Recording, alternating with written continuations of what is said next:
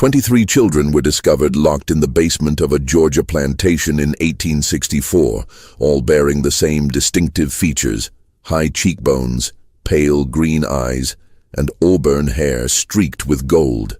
When Union soldiers forced open the iron doors of Thornhill Estate in Burke County, they found these children huddled together in darkness, some as young as 4, others approaching adolescence. The eldest, a girl of 13, told the officers something that made veteran soldiers physically ill. "Mistress says we are her legacy. We cannot leave because we are her blood." Military records from the 34th Massachusetts Infantry mention the incident only once in a letter marked "confidential" and buried in regimental archives for over a century. Local histories of Burke County omit Thornhill Estate entirely, as if the plantation and its mistress never existed. But they did exist.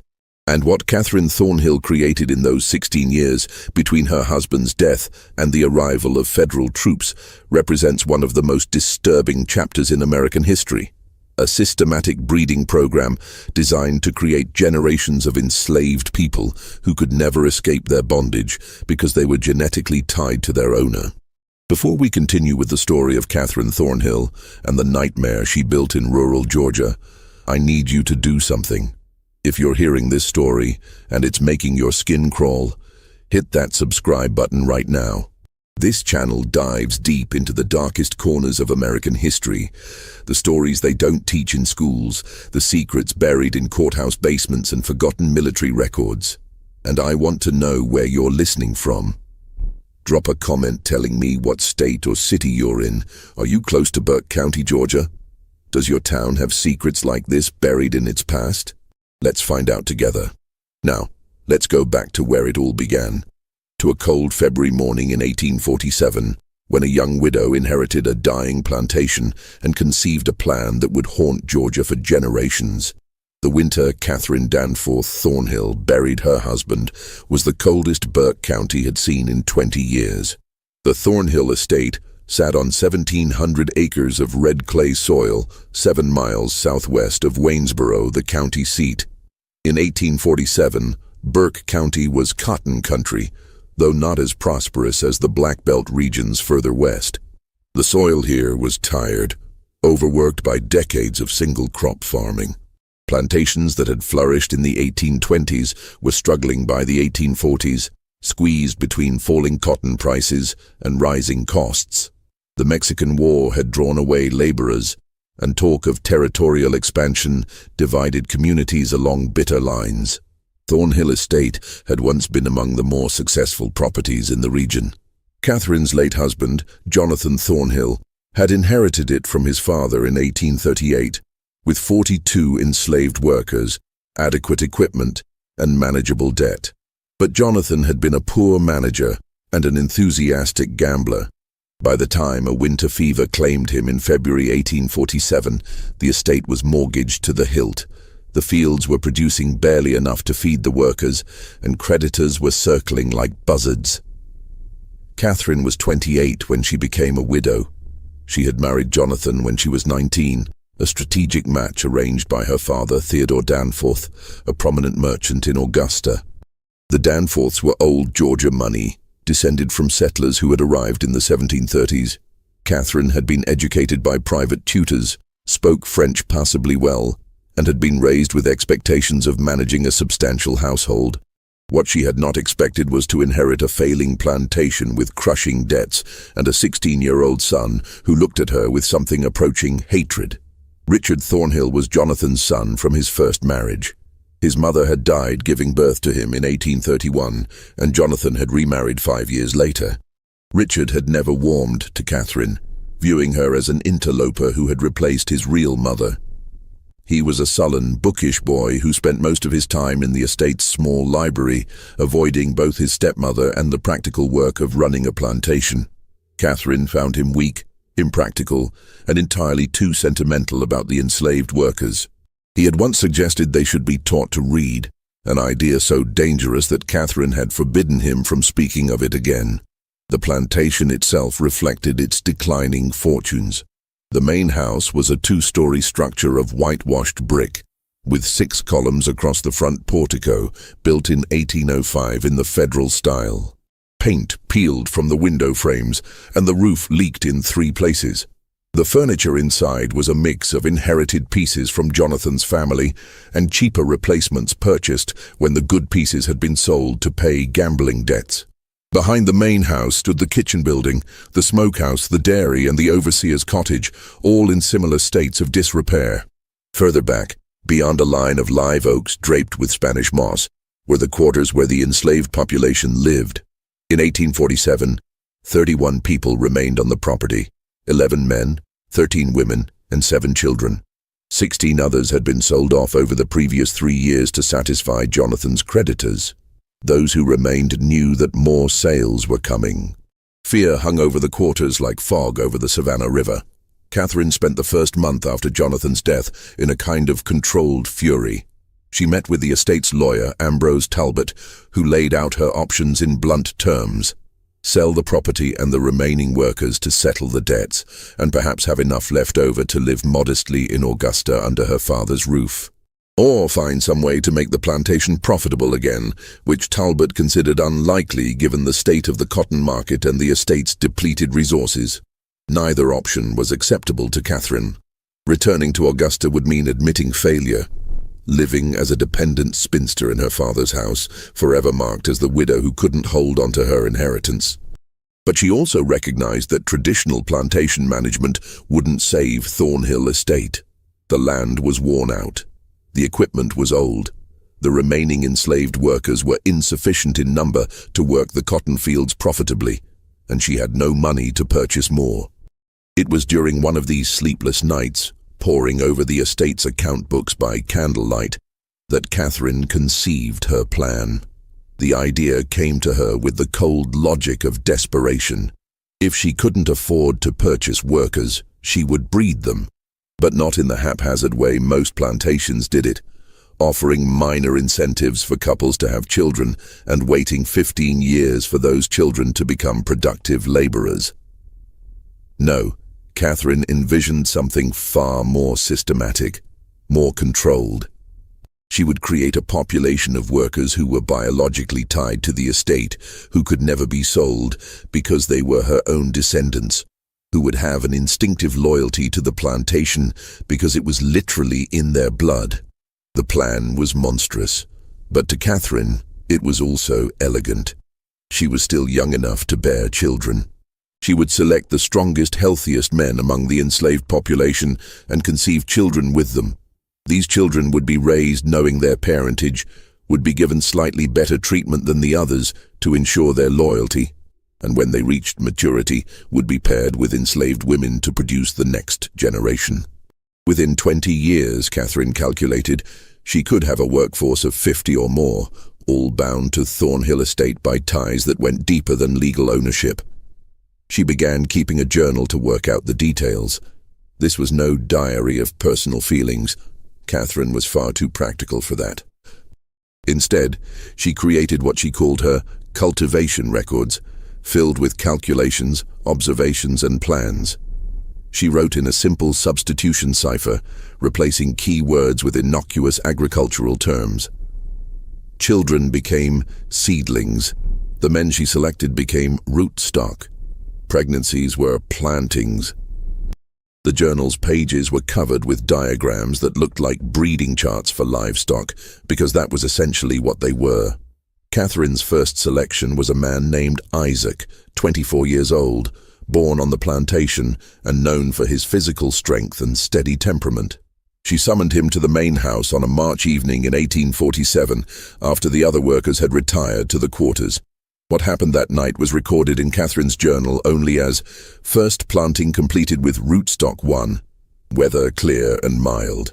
3 weeks later she summoned him again, and then twice more before the month ended. By April, Catherine was confident she was pregnant. She recorded this in her journal with the same emotional detachment she might note the planting of cotton. Initial cultivation successful. Anticipate harvest in December. Richard Thornhill first suspected something was wrong with his stepmother in late May of 1847. He noticed she had stopped taking her morning rides around the property, claiming the heat bothered her even though the Georgia summer had barely begun. She took her meals in her room more frequently and had dismissed the house servant who usually attended her, preferring to manage her own affairs. For a woman as concerned with appearances as Catherine, this withdrawal was unusual. But it was a conversation Richard overheard in early June that truly alarmed him. He had been in the library, hidden behind one of the tall bookcases, when Catherine met with Miriam Grayson in the adjacent parlor. Mrs. Grayson was the local midwife, a sharp-featured woman of 50 who attended births for both white and enslaved families throughout Burke County. Richard knew her slightly. She had a reputation as a skilled practitioner, but also as someone who asked few questions and kept confidences absolutely. "You're certain of your condition?" Mrs. Grayson asked in her clipped professional tone. "Quite certain," Catherine replied. "I should think sometime in early December." "And Mr. Thornhill passed in February, you said?" There was a pause. Richard pressed himself against the bookcase, hardly breathing. "My late husband and I were intimate in January," Catherine said evenly, "shortly before his final illness." "Of course." Mrs. Grayson's voice carried a note of something, not quite disbelief, but a careful neutrality.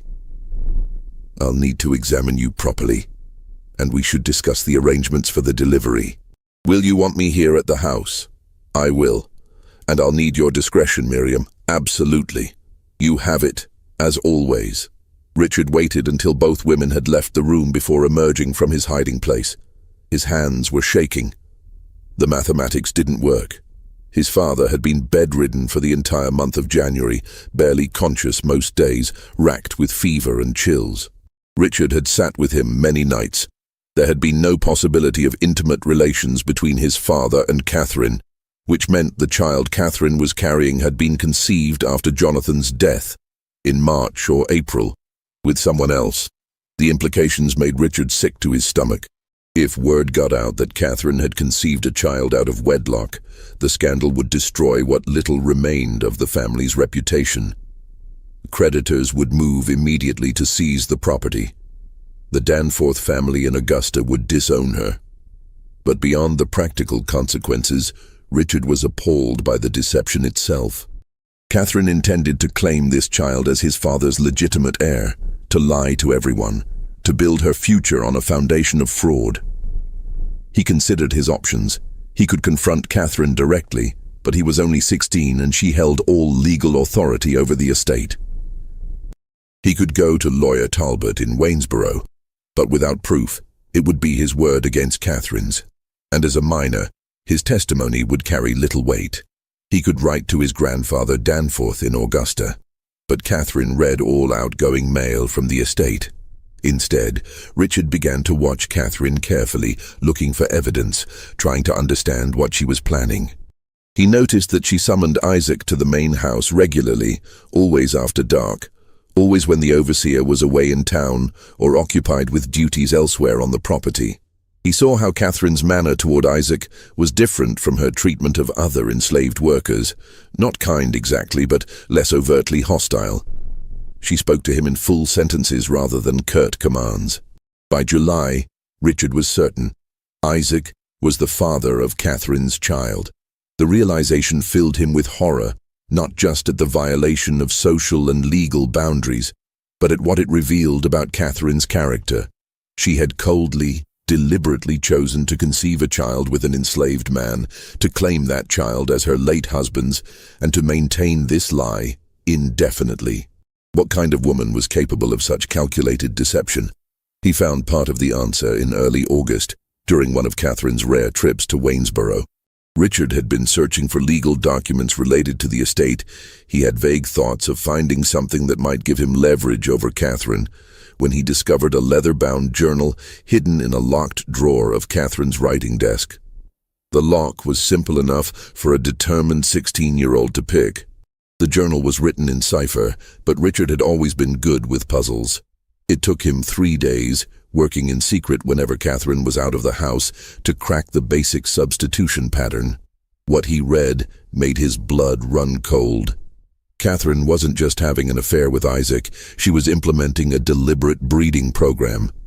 The journal laid it out in chilling detail. Her plan to conceive multiple children with selected enslaved men, to raise those children as part of the plantation workforce, and eventually to breed those children with each other and with other enslaved people, to create an ever-expanding population of workers who would be genetically tied to Thornhill Estate and to Catherine herself. There were charts, calculations of expected births over 5-year periods, notes on which men displayed desirable physical characteristics, speculation about whether traits like strength, intelligence, and temperament were heritable. It read like something from a livestock breeder's manual, except the livestock were human beings. Richard copied several pages of the journal, translating the cipher into plain English, his hand shaking so badly he could barely hold the pen. This was evidence. This was proof of Catherine's depravity. He could take this to the authorities. He could expose her. But that night, at dinner, Catherine looked at him with those cold green eyes and said casually, "Richard, have you been in my study recently? Some of my papers seem to have been disturbed." "No, ma'am." Richard lied, his throat tight. "I keep certain documents locked away for good reason," Catherine continued, cutting her meat with precise strokes. "If I ever found that someone had violated my privacy, broken my trust in such a fundamental way, I'm afraid I would have to take serious action. Do you understand?" "Yes, ma'am." "Good. Because family loyalty is everything, Richard. Everything. Without it, we're simply animals tearing at each other." She smiled, but it didn't reach her eyes. "I know you loved your father very much. I would hate for his memory to be tarnished by scandal. Especially scandal that might emerge from within his own household." The threat was clear. If Richard tried to expose Catherine, she would find a way to turn it back on him, to paint him as a disturbed, resentful stepson inventing lies about a grieving widow. Who would people believe? A respected plantation mistress from a prominent family, or an awkward teenage boy with known resentment toward his stepmother? Richard returned to his room that night and burned the pages he had copied. But he kept watching Catherine, and he began to feel increasingly unwell. It started with fatigue. By September, Richard found himself exhausted by mid-afternoon, unable to focus on his books. His appetite diminished. He developed frequent headaches that made it difficult to think clearly. By October, he was experiencing muscle weakness and occasional stomach pains. Catherine showed great concern. She insisted Richard stay in bed. She prepared his meals herself, bringing him bowls of soup and plates of soft foods. She summoned Mrs. Grayson to examine him. The midwife, who also served as a general medical practitioner in the absence of a proper physician, diagnosed nervous exhaustion complicated by possible consumption. She prescribed rest, fresh air when Richard felt strong enough, and a special tonic that Catherine obtained from a pharmacy in Augusta. "Tuberculosis often strikes young men of sensitive disposition," Catherine told Richard, adjusting his pillows with attentive care. "Your father had a cousin who died of it at just your age. We must be very vigilant." Richard knew better. He had read about arsenic poisoning during his hours in the library. He recognized the symptoms in himself, the fatigue, the digestive troubles, the muscle weakness. Catherine was slowly killing him, disguising murder as disease, eliminating the one person who knew her secret and posed a threat to her plans. But he was too weak to fight back, too isolated to get help. The house servants followed Catherine's orders absolutely. The overseer rarely came to the main house. Richard's room was on the second floor, and by November he barely had the strength to get out of bed, let alone escape the property and reach Waynesboro. He made one final attempt to expose Catherine in late November, writing a letter to his grandfather Danforth in Augusta. It took him 3 days to compose it, working for a few minutes at a time before exhaustion overwhelmed him. He described Catherine's breeding program, her journal, the poisoning. He sealed the letter and gave it to one of the younger house servants, a girl named Pearl, begging her to post it in Waynesboro without telling Catherine. Pearl took the letter, But she also told Catherine, terrified of what would happen if the mistress discovered she'd been keeping secrets. Catherine read the letter, expressionless, then burned it in the fireplace in front of Richard. "You're very ill, darling," she said softly, almost tenderly. "The fever is affecting your mind. You're imagining things that aren't real. It's a mercy, really, that you won't have to suffer much longer." Richard Thornhill died on December 3, 1847, 3 weeks before his 17th birthday. Dr. Samuel Pritchard from Waynesboro, summoned to record the death, noted consumption as the cause and remarked that the young man had wasted away with tragic speed. Catherine wept decorously at the funeral. She wore black for a full year.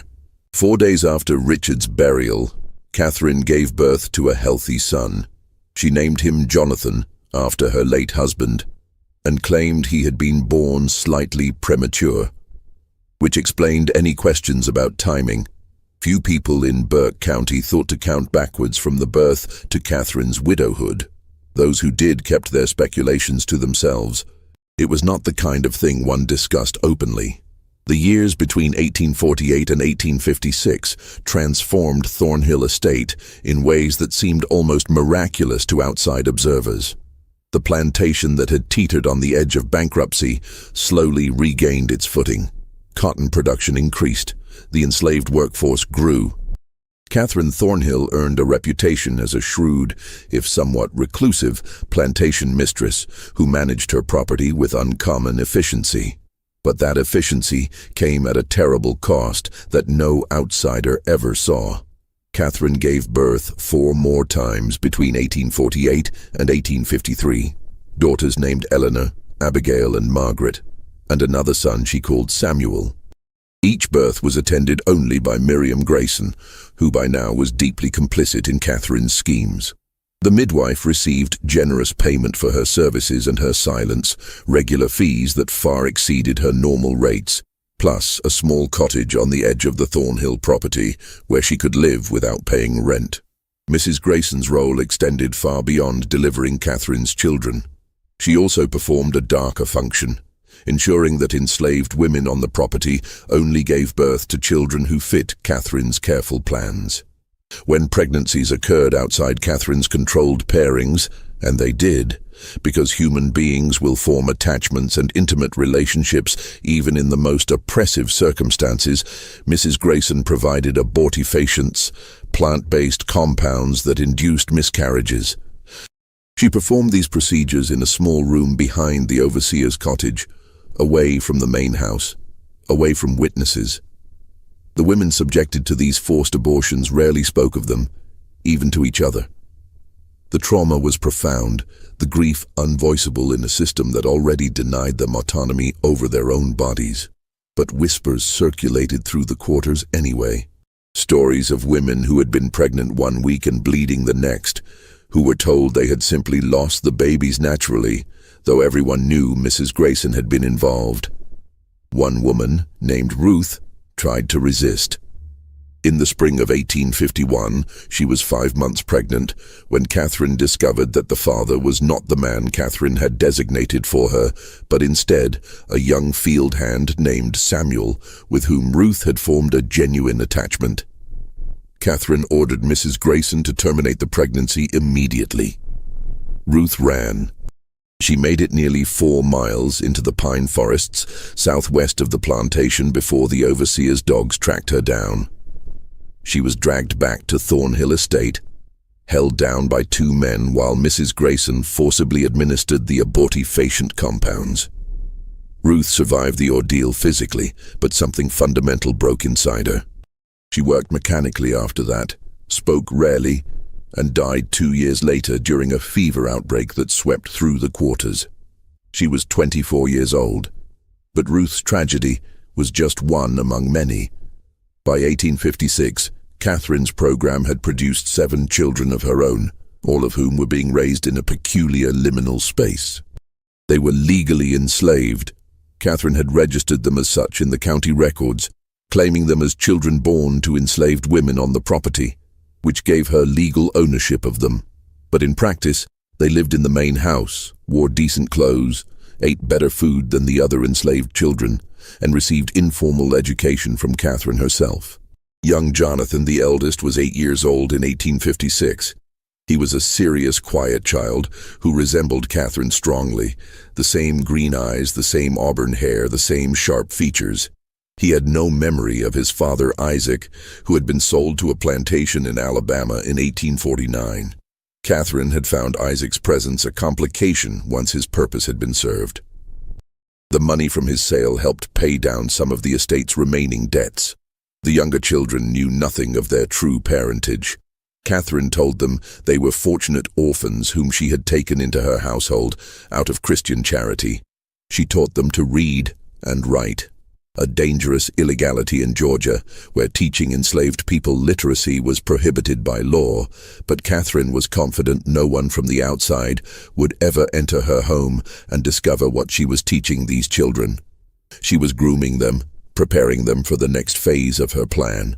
But that phase required patience. The children needed to reach physical maturity before they could be used for breeding. Catherine continued her meticulous record-keeping, tracking their growth, their health, their temperaments. She noted which children showed physical strength, which seemed more intelligent, which were more compliant. She was planning pairings decades in advance. In the meantime, she continued having children of her own. 3 more were born between 1854 and 1856, sons named William and Henry, and a daughter called Caroline. Each had a different father, carefully selected from among the enslaved men on the property.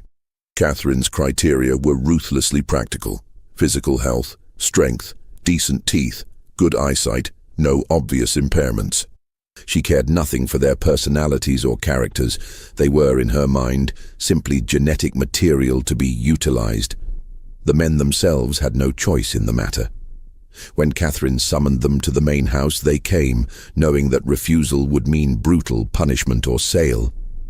Some of them understood what was happening, that the children Catherine bore would be their own biological offspring, even as those children would be raised to think of Catherine as their benefactress and savior.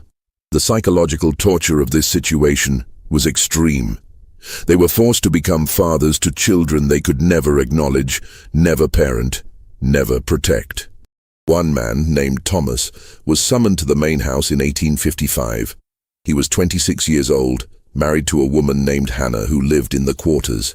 Hannah was pregnant with their first child. When Thomas learned that Catherine intended to use him for breeding, he tried to refuse. The overseer, a brutal man named Virgil Kane, had Thomas whipped in front of the assembled enslaved population, 39 lashes that left his back scarred for life. Then Catherine had him brought to the main house anyway. Thomas complied. He had no other choice, but he never spoke to Hannah about what happened in the main house, and Hannah never asked. Some knowledge was too poisonous to voice. By 1856, Thornhill Estate housed a population that looked normal on the surface, but was actually structured along Catherine's twisted logic. There were the field workers, about 20 adults and their children, who worked the cotton and corn under the overseer's supervision.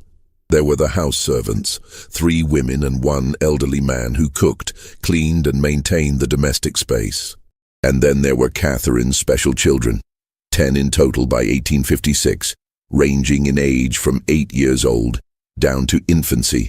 These children occupied a strange position in the plantation hierarchy.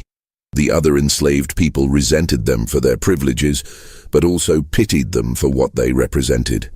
Everyone in the quarters understood on some level what Catherine was doing. They didn't have language for eugenics or breeding programs; those terms would come later. But they recognized the pattern. They saw how Catherine kept detailed records of the children, how she measured them periodically, how she noted their development in her locked journal. And they waited with a kind of horrified anticipation for what would happen when these children grew up. Because everyone knew what Catherine intended. She had made it clear in subtle ways, in comments and instructions. These children were being raised to produce the next generation of workers. They were tools in Catherine's long-term plan to create a workforce that could never leave, could never be sold, because they were genetically bound to her and to Thornhill Estate. It was an abomination disguised as innovation. But in the isolated world of a rural Georgia plantation in the 1850s, with no outside oversight and absolute power concentrated in the hands of the property owner, Catherine was able to pursue her vision without interference. The only person who posed any potential threat was lawyer Talbot in Waynesboro, who handled the estate's legal affairs and thus had access to records that might raise questions. But Talbot was a practical man who valued profitable clients, and by 1856, Thornhill Estate was becoming profitable. The cotton yields were improving. The workforce was growing through Catherine's breeding program at no acquisition cost. Debts were being paid down. Talbot asked no uncomfortable questions because he benefited from Catherine's success. The isolation of the plantation helped maintain secrecy. Thornhill Estate was 7 miles from Waynesboro, connected by a rough road that was often impassable in winter. Neighbors were few. The nearest plantation was 3 miles away. Catherine rarely entertained visitors and discouraged social calls. When she did interact with other plantation families, usually at church on Sundays or at occasional gatherings in Waynesboro, she presented herself as a proper widow, managing her late husband's property with Christian virtue and practical wisdom. No one suspected the systematic horror occurring behind the whitewashed brick walls of the main house and in the quarters beyond the oak trees. And even if they had suspected, would they have cared? This was Georgia in the 1850s, a society built on the brutal exploitation of enslaved labor.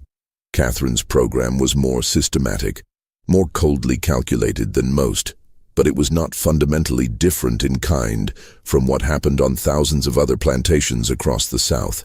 That was perhaps the most disturbing aspect of the entire situation. Catherine's breeding program was monstrous, but it was also logical within the framework of a society that already treated human beings as property to be bought, sold, and bred at will. She had simply taken the underlying logic of slavery and followed it to one of its most horrifying conclusions. But systems built on such profound injustice contain the seeds of their own destruction. Change was coming to Georgia and the entire South, though in 1856 few people could imagine how soon or how violently it would arrive. The late 1850s brought increasing tensions to Burke County and all of Georgia. The question of slavery's expansion into new territories dominated national politics. The violence in Kansas Territory, where pro-slavery and anti-slavery settlers were literally killing each other, was discussed in anxious tones at the courthouse in Waynesboro. The presidential election of 1856, which put James Buchanan in office, did little to resolve the fundamental conflicts tearing the country apart. Catherine paid little attention to politics. Her focus remained fixed on Thornhill Estate and her long-term program. By 1859, her eldest children were approaching adolescence. Jonathan was 11, Eleanor was 10, Abigail was 9. They were still too young for the breeding phase of Catherine's plan, but she was already making preparations, already selecting which of the enslaved young women would be appropriate partners when the time came. It was during this period that Catherine constructed what she called the Heritage Room, in a previously unused section of the mansion's east wing. She told the house servants it would be a storage space for family records and memorabilia. In reality, it was a shrine to her breeding program. The room was windowless, lit by oil lamps, with walls lined with shelves and a large table in the center. On the shelves, Catherine stored her coded journals, 3 leather-bound volumes by 1859, chronicling every birth, every pairing, every observation about the children's development. She also kept small glass vials, each labeled with a name and a date, containing locks of hair from each child. These samples were arranged in rows, organized by generation and parentage, a physical archive of her genetic experiments. On the table, Catherine had drawn elaborate family trees in ink, showing not actual family relationships, but her planned pairings for future generations. Lines connected names, with notations about anticipated outcomes. Strong constitution, good teeth, intelligent, compliant temperament. It looked like breeding charts for show dogs or race horses, except the names were human. Abigail paired with Thomas's son Jacob, Eleanor with Isaac's son Marcus, who would be born in 1862, Margaret with Samuel's nephew Peter. Catherine spent hours in this room, planning decades into the future, imagining a Thornhill estate populated by 100 or more workers, all descended from her, all genetically and psychologically bound to the land. In her mind, she was creating something revolutionary, a plantation that would never face labor shortages, never require expensive purchases of new workers, never risk mass escapes, because the enslaved population would have nowhere else to go. They were family, in the most literal sense. The practical implementation of this vision required Catherine to exert even tighter control over the plantation's social structures. She began separating the children into different groups based on their roles in her program. The special children, her own biological offspring, continued living in or near the main house. The other enslaved children were kept at a distance, sleeping in the quarters, working in the fields as soon as they were old enough.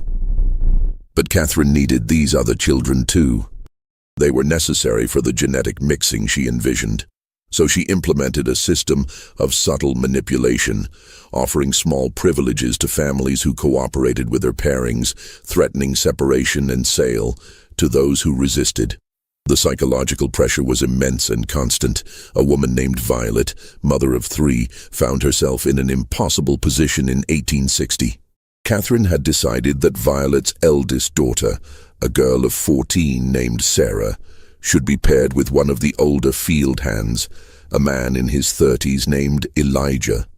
Sarah was terrified. She was still a child, and Elijah was old enough to be her father. Violet begged Catherine to wait, to give Sarah more time. Catherine's response was cold. "You have 2 younger daughters, Violet. Would you prefer I sell them to settle this matter? Or will Sarah do her duty to this estate and to you?" Sarah was paired with Elijah that autumn. She gave birth to a daughter 9 months later and died from complications of the delivery. She was 15 years old. Violet never recovered from the loss. She continued working mechanically, speaking to no one, and in 1862 she walked into the Savannah River and drowned herself. But tragedies like Sarah's and Violet's were invisible to outside observers. When visitors came to Thornhill Estate, which was rare, they saw a well-managed plantation with neat fields, a substantial house, and a workforce that appeared adequately fed and housed.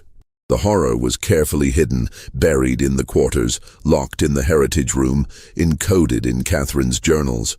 Then came 1860 and everything changed. Abraham Lincoln was elected president. South Carolina seceded from the Union in December.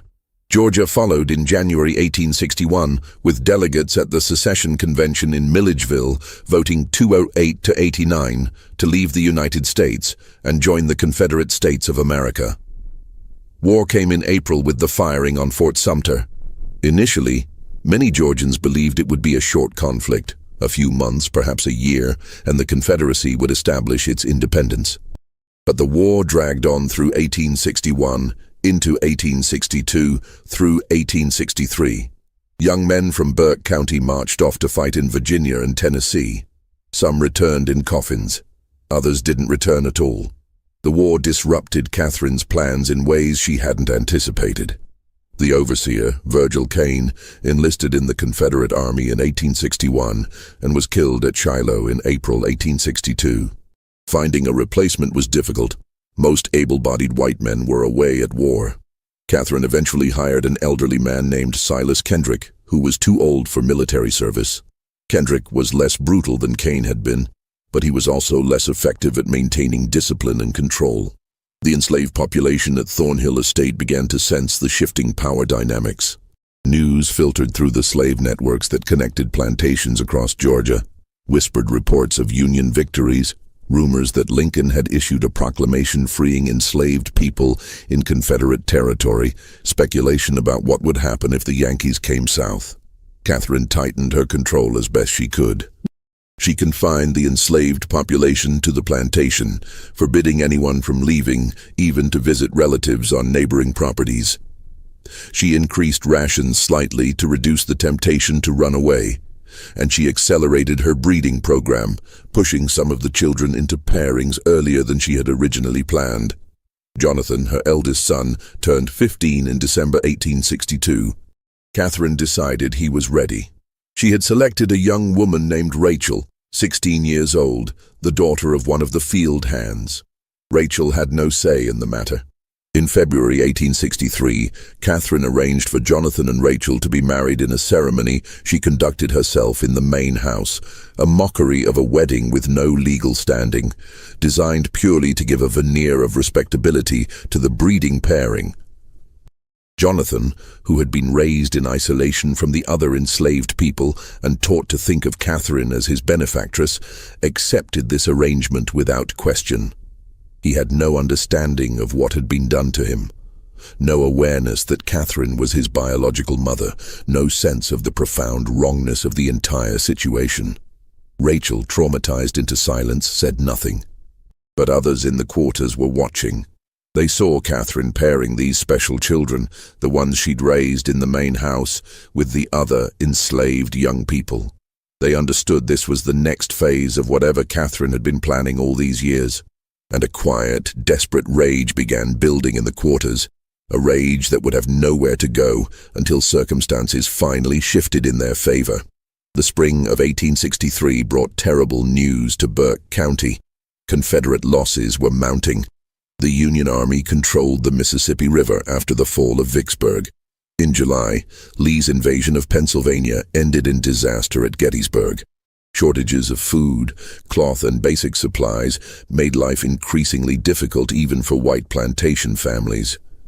For the enslaved population, conditions became harsher still as Catherine rationed everything more severely.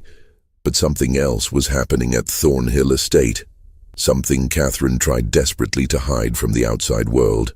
The children she had been breeding and raising were becoming aware of their true parentage. It began with Eleanor, Catherine's second-born daughter, now 14 years old. She had always been the most observant of Catherine's children, the one who asked uncomfortable questions. In May 1863, while helping Catherine organize papers in the study, Eleanor discovered one of the coded journals that Catherine had carelessly left unlocked. Eleanor had learned to read from Catherine herself. She was intelligent, curious, and bored with the limited reading material available in the house. The journal's cipher intrigued her. She spent 3 weeks working on it in secret, the same way Richard had done 16 years earlier, slowly decoding the substitution pattern. What she found destroyed her understanding of her entire existence. The journal detailed her conception. Second planting with rootstock 2, Thomas, age 21, excellent physical specimen, strong back, good teeth, weather warm and humid. Anticipate harvest in late October 1848. Eleanor read the entry again and again, her hands shaking. Rootstock 2, Thomas. She knew Thomas. He was one of the field hands, a quiet man in his 30s who never made eye contact with anyone. He was her father. Catherine was her mother. She was not an orphan raised out of charity. She was the product of Catherine's deliberate breeding experiment. The implications cascaded through Eleanor's mind. If this was true for her, it was true for Jonathan, for Abigail, for all the children Catherine had brought into the main house. They were Catherine's biological children, conceived with enslaved men, and they had been lied to their entire lives. Worse still, the journal laid out Catherine's plans for their futures. Eleanor read the notations about pairings, about anticipated offspring, about the creation of a self-sustaining workforce. She saw her own name in one of the charts, connected by a line to someone called Marcus, Isaac's son, to be born 1862, pairing with Eleanor anticipated 1865. Eleanor felt physically sick.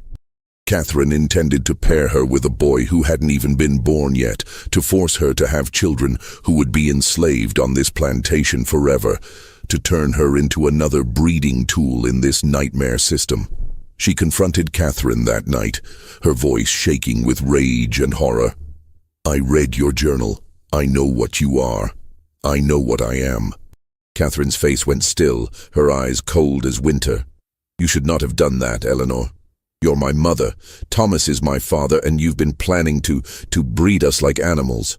Eleanor could barely force the words out. "Sit down," Catherine commanded. "No, sit down." The threat in Catherine's voice was unmistakable. Eleanor sat, her whole body trembling. Catherine paced the room, her mind clearly working through the problem Eleanor now represented. Finally, she spoke. "You are intelligent enough to understand the position we're in, so I'll speak plainly. Yes, I am your biological mother. Yes, I have been implementing a systematic program to create a self-sustaining workforce for this estate. And yes, you and the others will participate in that program when you come of age." "I won't," Eleanor said, but her voice lacked conviction. "You will, because the alternative is far worse." Catherine leaned forward, her face inches from Eleanor's. "Right now, you live in this house. You eat good food. You wear decent clothes. You can read and write. What do you think happens if you refuse to cooperate? I sell you. I sell you to a plantation in Alabama or Mississippi where they work field hands to death in 5 years, where women are brutalized as a matter of course, where literacy earns you a whipping or worse. Is that what you want?" Eleanor said nothing, tears streaming down her face. "I thought not." Catherine straightened. "You will not speak of this to your brothers or sisters. You will not speak of it to anyone in the quarters. You will continue your life exactly as before. And when the time comes for you to fulfill your role in this family's future, you will do so. Do you understand?" "Yes," Eleanor whispered. But Catherine had made a critical error. She had revealed the truth without adequately controlling the information. Eleanor did speak to others, not immediately but gradually, carefully. She told Jonathan first, showing him the journal entries she had memorized. Jonathan's reaction was different from Eleanor's. He had been so thoroughly conditioned by Catherine, so completely isolated from any alternative framework for understanding the world, that he struggled to see what was wrong with Catherine's plan. "She gave us a better life," Jonathan said, confused by Eleanor's anger. "We could have been working in the fields. Instead, we're here. We're property, Jonathan. We're slaves. Our own mother enslaved us. She's protecting us. She's keeping us together. If we were sold, we'd be separated, sent to different places. This way, we stay together. We stay at Thornhill." Eleanor realized with horror that Jonathan had been too successfully indoctrinated. He couldn't see the cage Catherine had built around all of them. But Abigail, 13 years old and sharp as glass, understood immediately when Eleanor told her. And Margaret, at 12, understood too. The younger children were still too young to fully grasp it, but the older ones, they knew now. They knew what they were, and what Catherine intended for them. The knowledge changed the atmosphere in the main house. Catherine felt it, that shift in the air, the way her children looked at her now. There was fear, yes, but also something else. Calculation. Waiting. They were biding their time, and Catherine knew it. She considered her options. She could sell the older children, eliminate the problem, but that would waste years of investment and planning. She could punish them severely enough to break their spirits, but physical brutality might damage them in ways that would interfere with the breeding program. She needed them healthy, capable of bearing children. So Catherine chose a different approach. She would demonstrate the consequences of disobedience through someone else. In August 1863, a young woman named Grace tried to run away from Thornhill Estate. She was 17, pregnant, and desperate. She had been paired with one of the field hands against her will, and she couldn't bear the thought of bringing a child into this system. She ran at night, heading east toward the Savannah River, hoping to somehow cross into South Carolina, and from there make her way to Union lines. She was caught within 12 hours. The dogs tracked her to a creek 3 miles from the plantation. She was brought back, locked in one of the outbuildings, and the next morning Catherine assembled everyone, all the enslaved people, including her special children from the main house, in the yard between the quarters and the mansion. Grace was brought out, her hands tied. Catherine stood on the porch of the main house, her face expressionless. This woman attempted to abandon her responsibilities to this estate and to all of you. She attempted to destroy the family we have built here. The penalty for such betrayal must be severe. What followed was brutal. Grace was whipped publicly, 20 lashes administered by the elderly overseer Kendrick, who carried out the punishment with grim reluctance. Catherine made all the children watch, including her own biological offspring. The message was clear: this is what happens to those who try to leave. But Catherine had miscalculated again. The public punishment didn't terrify the enslaved population into submission. Instead, it clarified something for them. Catherine was willing to use extreme violence to maintain her control, which meant she was afraid. And if she was afraid, that meant they had more power than they'd realized. Whispers began circulating through the quarters in the weeks that followed. Whispers about waiting for the right moment.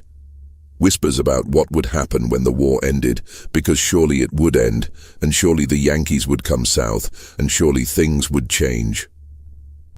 All they had to do was survive until then. Eleanor heard these whispers.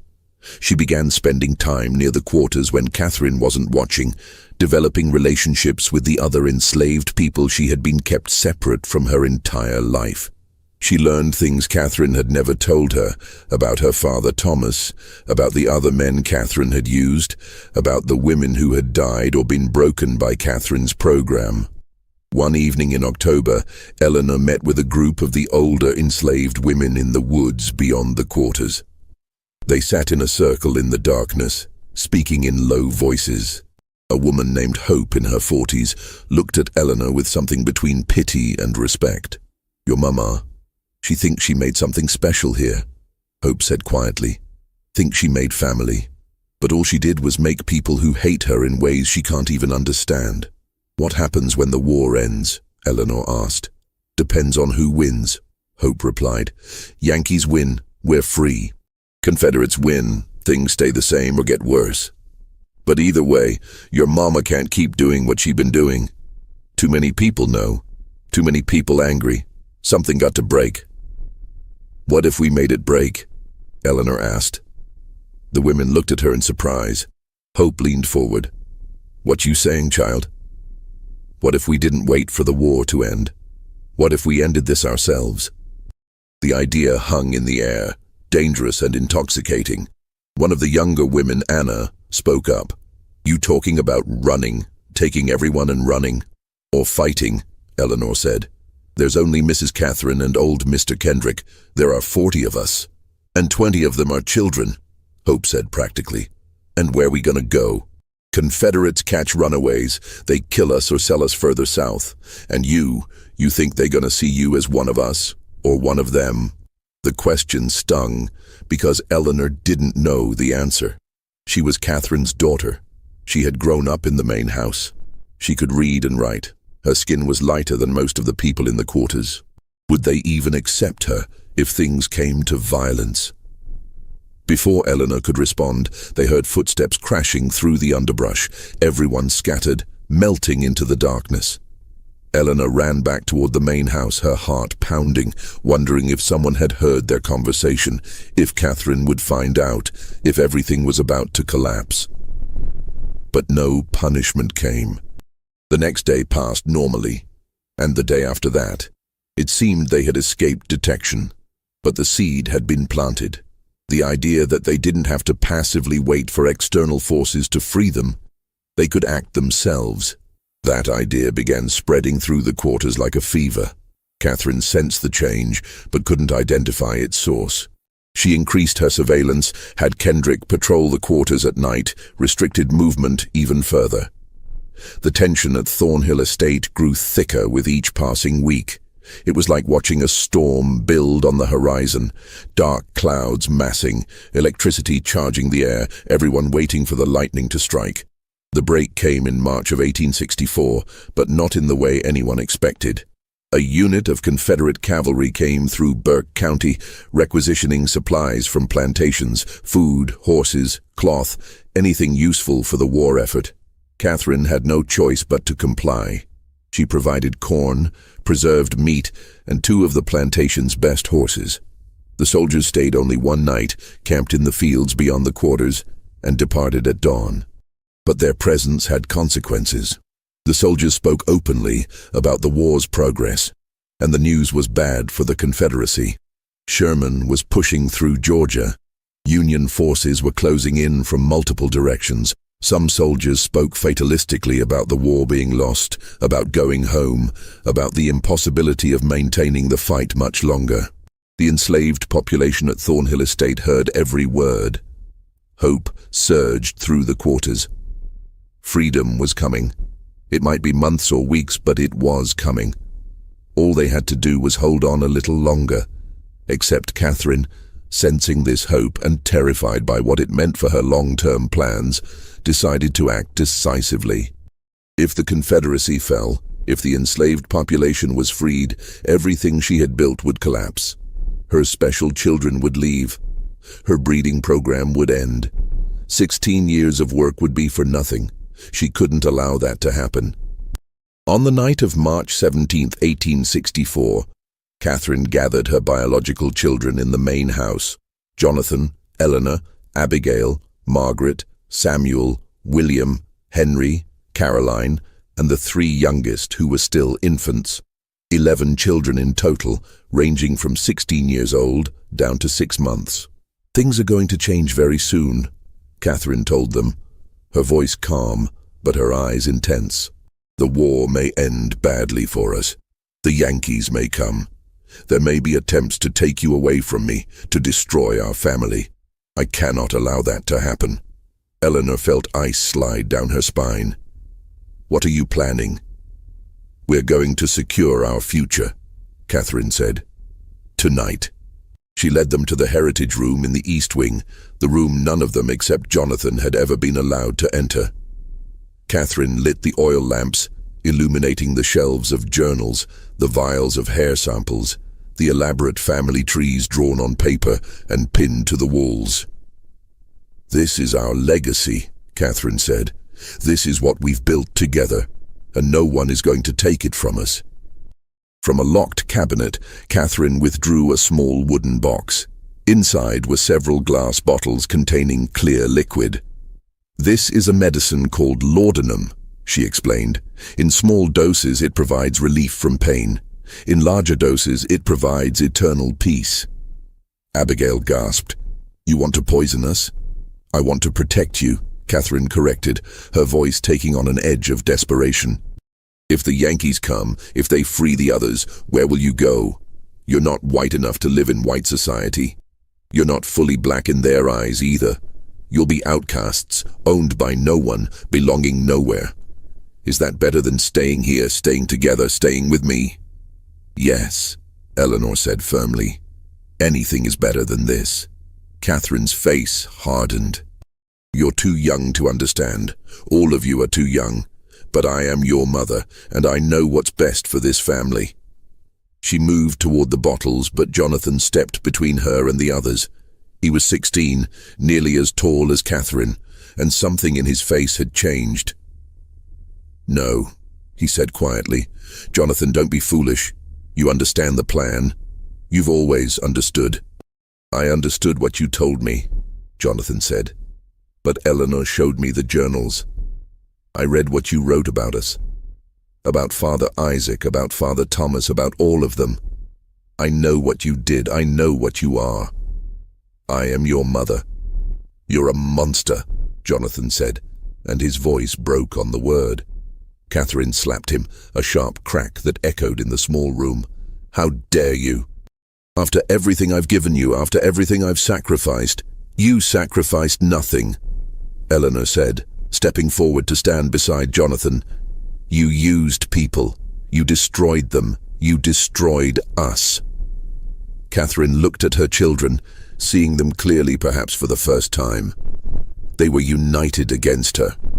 Even the younger ones, who didn't fully understand what was happening, sensed the confrontation and stood with their older siblings. She had lost them. In that moment, Catherine made a final, desperate decision. If she couldn't keep her children, if they were going to reject her and leave her and destroy everything she had built, then she would at least preserve the record of what she had accomplished.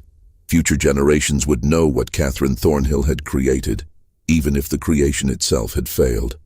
She grabbed the journals, the charts, the vials of hair samples, clutching them to her chest. "You think you can escape me? You think you can pretend none of this happened? These records will survive. They'll prove what I built here. They'll prove I was right." She pushed past her children and ran from the room, carrying the physical evidence of her crimes. Jonathan and Eleanor chased after her, but Catherine was faster, driven by manic energy. She ran through the main house, out the front door, across the yard toward the quarters. What happened next depended on who you asked. Multiple testimonies would later conflict, each person remembering the events slightly differently, shaped by their own trauma and perspective. What is certain is that Catherine reached the quarters carrying her journals and specimens. What is certain is that the enslaved population, roused by the commotion, emerged from their cabins to see the mistress who had tormented them for 16 years running toward them in the darkness, clutching the evidence of her atrocities. What is certain is that someone, maybe Hope, maybe one of the men, maybe several people at once, decided that this was the moment. This was when it ended. Catherine Thornhill disappeared that night. Her journals were found scattered in the mud outside the quarters, pages torn and muddy. The vials of hair samples were smashed. The charts were burned, and Catherine herself was simply gone. Jonathan and Eleanor, reaching the quarters minutes after their mother, found chaos. People shouting, running in different directions, the acrid smell of smoke where someone had lit a fire to burn Catherine's papers. But no Catherine. "Where is she?" Jonathan demanded. Hope looked at him with an expression he couldn't read. "Gone. That's all you need to know. She's gone, and she ain't coming back. What did you do to her?" "What she had coming," Hope said simply. "Now you got a choice, boy. You can raise hell about your mama, or you can understand that justice got done here tonight and let it rest." Jonathan looked at Eleanor. His sister's face was pale, her eyes wide, but she nodded slowly. "Let it rest," she whispered. The next morning, Catherine Thornhill was reported missing. Old Mr. Kendrick, the overseer, searched the property but found nothing.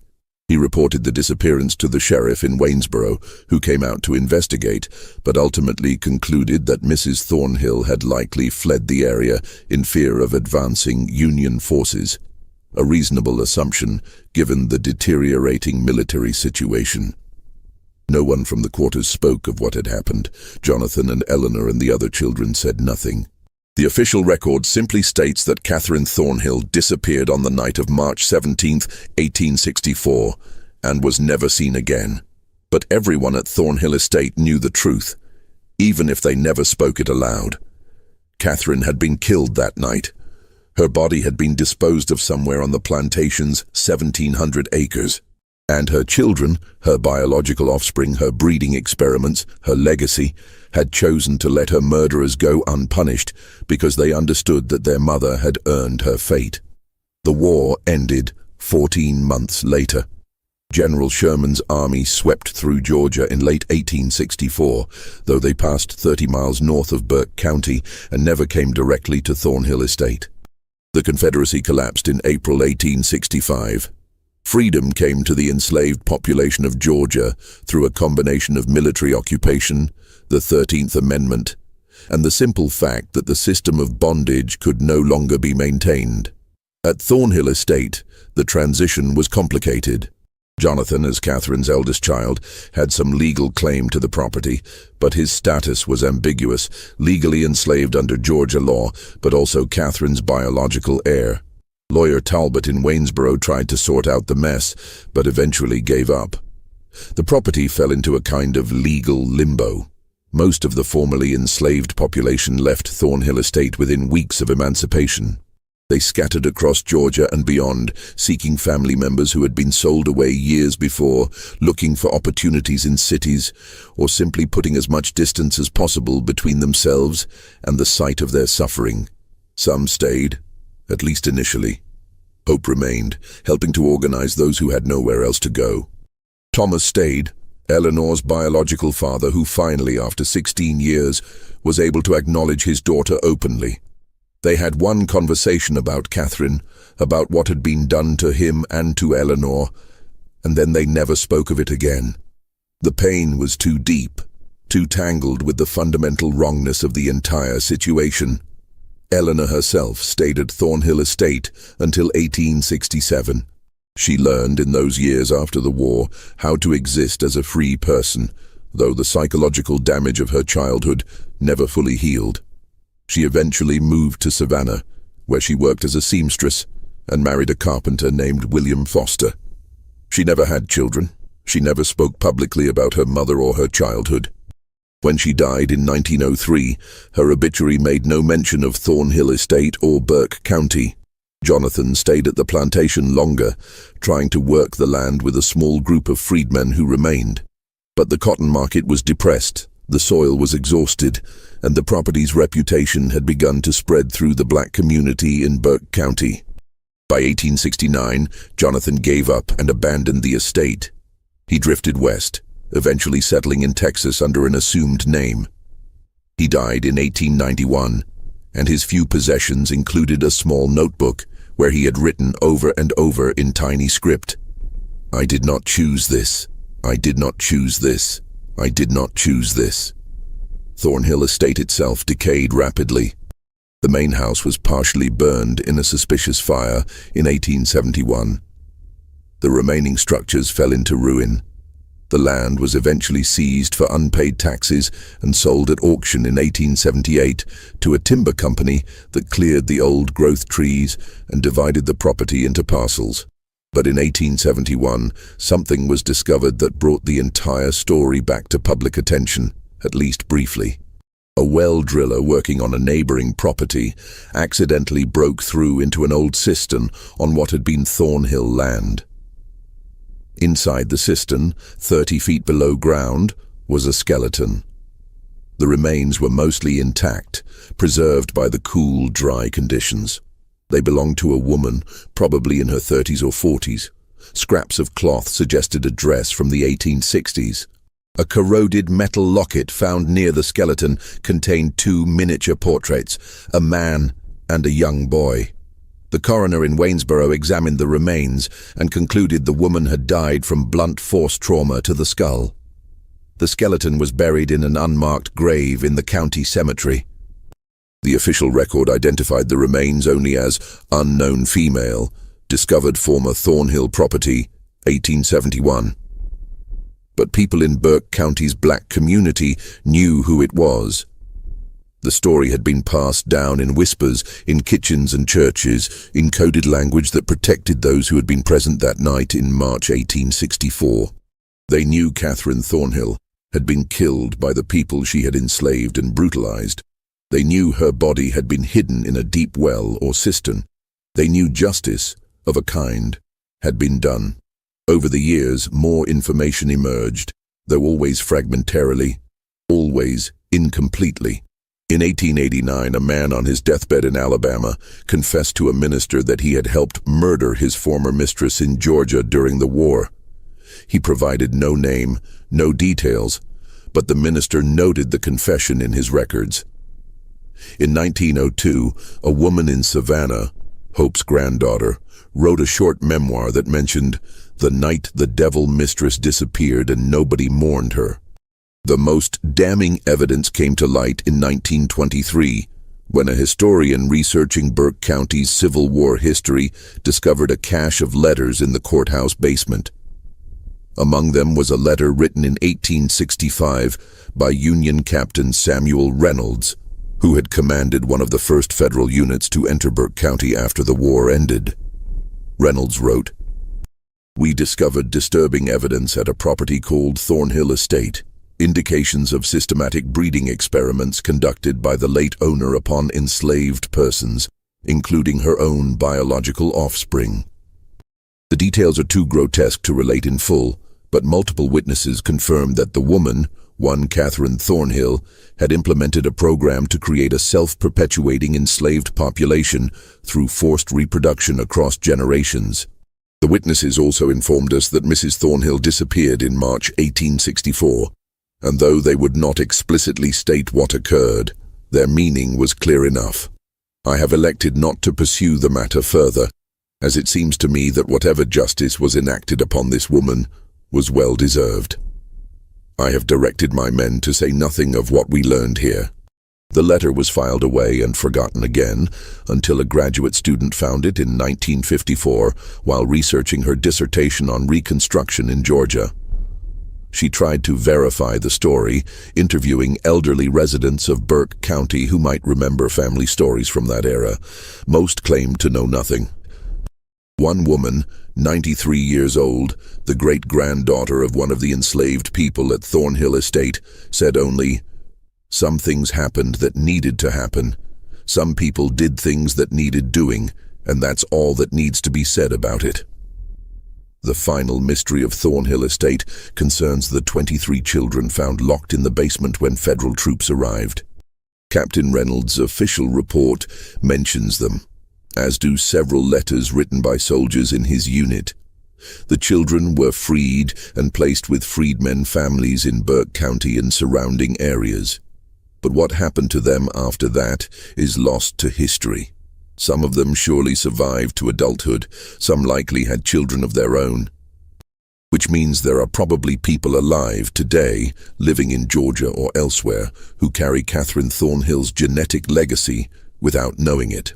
They might be descended from Jonathan or Eleanor, or one of the other children from the breeding program. They might carry some of those distinctive features, pale green eyes, auburn hair, sharp cheekbones, that marked Catherine's offspring. They would never know their ancestor built her legacy on one of the most calculated systems of exploitation and cruelty in American history. They would never know they exist because a woman decided to treat human beings as livestock, to build a dynasty on forced reproduction and genetic control. They would never know that their great-great-great-grandmother's body lies in an unmarked grave in Burke County, placed there by the people she had tormented, people whose names we will never know because they protected each other's secrets even in freedom. The site of Thornhill Estate today is just fields and forest. The county maintains no historical marker. No books about Burke County history mention the plantation in any detail. The house's foundation is still visible if you know where to look, buried under decades of leaf fall and undergrowth. The old well where Catherine's body was hidden has long since collapsed and filled with earth. But the story persists, passed down through oral tradition in Burke County's black community, whispered in genealogy circles, referenced obliquely in academic papers about slavery and eugenics. It persists because it represents something true and terrible about American history, not just the brutality of slavery itself, but the ways human beings will rationalize and systematize cruelty when they hold absolute power over others. Catherine Thornhill convinced herself she was building something revolutionary, creating a new model for plantation management, securing her family's future. In reality, she was perpetuating and intensifying one of humanity's greatest evils. And the people she exploited, the people she bred and controlled and tormented, ultimately erased her from history as thoroughly as she had tried to erase their humanity. What do you think of this story? Do you believe everything was revealed, or are there still secrets buried on that land in Burke County? The truth is, we may never know the full extent of what happened at Thornhill Estate. The people who lived through it, the survivors, chose to carry some secrets to their graves. And maybe that's their right. Maybe some stories belong to the people who endured them, not to historians or storytellers like me. But we can honor those people by remembering that their resistance mattered, that their survival mattered, that they outlasted the system designed to destroy them. If this story moved you, if it made you think about the hidden histories in your own community, let me know in the comments below. Share this video with someone who appreciates deep dives into America's darkest chapters. Subscribe to this channel for more stories that challenge what you think you know about history. And remember, the past is never as far behind us as we'd like to believe. See you in the next video.